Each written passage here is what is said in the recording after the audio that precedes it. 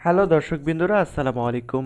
যে সঞ্চয়পত্র কিনলে 3 মাস পর পর আপনারা মুনাফা পাবেন, এই শিরোনামের চলুন আমরা বিস্তারিত জেনে নেই যে কিভাবে আমরা সঞ্চয়পত্র কিনলে আমরা 3 মাস পর পর মুনাফা পাবো। 3 মাস পর পর মুনাফা পাওয়া যায় এমন সঞ্চয়পত্র খুঁজছেন? এজন্য জাতীয় সঞ্চয় অধিদপ্তরের আছে 3 মাস অন্তর মুনাফা ভিত্তিক সঞ্চয়পত্র। প্রায় আড়াই দশক ধরে এই সঞ্চয়পত্র সাধারণত মধ্যবিত্তের আস্থা হয়ে গেছে। 1998 সালে এই সঞ্চয়পত্র প্রবর্তন করা হয়। এবার এই সঞ্চয়পত্রের বিস্তারিত জানা যাক। মূল্যমান অর্থাৎ 1 লক্ষ টাকা, 2 লক্ষ টাকা, 5 লক্ষ টাকা ও 10 লক্ষ টাকা মূল্যমানের সঞ্চয়পত্র বাজারে আছে। এই সঞ্চয়পত্র কোথায় পাওয়া যাবে?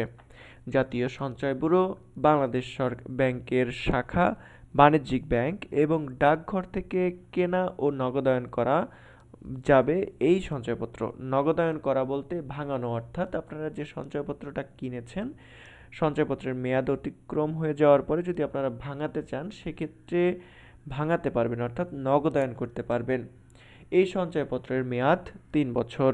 মুনাফার হার এই সঞ্চয়পত্রে 7.5 লাখ টাকার মতো বিনিয়োগ করলে 3 বছর পর মেয়াদ পূর্ণ হওয়ার পর 11.82% মুনাফা পাওয়া যাবে।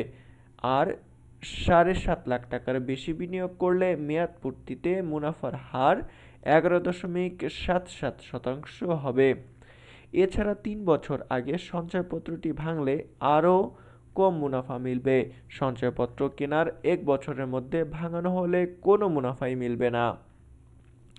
উৎসে কর 3 মাস অন্তর মুনাফাভিত্তিক সঞ্চয়পত্রে 5 লাখ টাকা পর্যন্ত বিনিয়োগের ক্ষেত্রে মুনাফার উপর 5% হারে এবং এর অধিক বিনিয়োগের ক্ষেত্রে মুনাফার উপর 10% হারে উৎসে কর কর্তন করা হয়। কারা কিনতে পারবেন এই সঞ্চয়পত্র? সব শ্রেণী ও পেশার বাংলাদেশি নাগরিকেরা এই সঞ্চয়পত্র কিনতে পারবেন।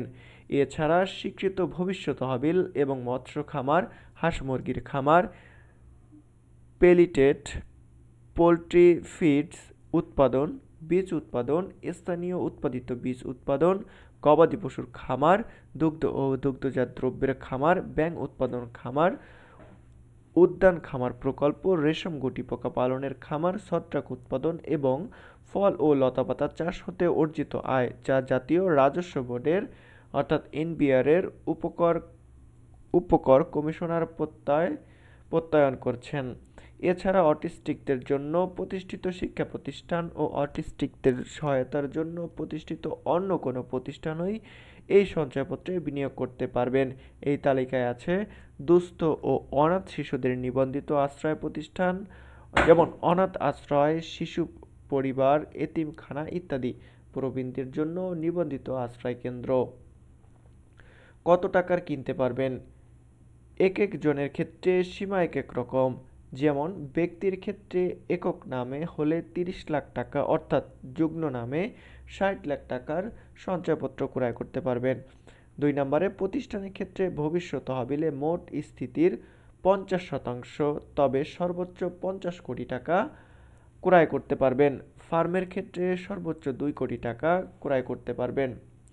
অটিস্টিক সহায়তার প্রতিষ্ঠান, দুস্থ ও অনাথ শিশুদের নিবন্ধিত আশ্রয় প্রতিষ্ঠান, অনাথ আশ্রম, শিশু পরিবার, এতিমখানা ইত্যাদি এবং প্রবীণদের জন্য নিবন্ধিত আশ্রয় কেন্দ্রের ক্ষেত্রে সর্বোচ্চ 5 কোটি টাকার সঞ্চয়পত্র ক্রয় করতে পারবেন। অন্যান্য সুবিধার যেমন ত্রিমাসিক ভিত্তিতে মুনাফা প্রদায় অর্থাৎ 3 মাস পর মুনাফা পাবেন। নমিনি নিয়োগ করা যায়, অর্থাৎ আপনার হয়ে যদি কেউ এই সঞ্চয়পত্রের নমিনি হতে চায় তাহলে সেটা নমিনি হওয়া যায়। সঞ্চয়পত্রে ক্রেতার মৃত্যুর পর নমিনির সঙ্গে সঙ্গে সঞ্চয়পত্র নগদায়ন করে টাকা উত্তোলনের করতে পারেন অথবা মেয়াদ পূর্ণ হওয়া পর্যন্ত যথারীতি প্রতি 3 মাস অন্তর মুনাফা উত্তোলন করতে পারবেন। তো দর্শকবৃন্দুরা, কোন সঞ্চয়পত্র কিনলে আপনারা 3 মাস পর পর যে মুনাফা পাবেন, সহজ যে সঞ্চয়পত্র 3 বছরের জন্য, তারই বিস্তারিত আলোচনা আপনাদের মাঝে তুলে ধরেছি। ধন্যবাদ সবাইকে। সবার সফলতা ও সুস্থতা কামনা করে শেষ করছি। আসসালামু আলাইকুম।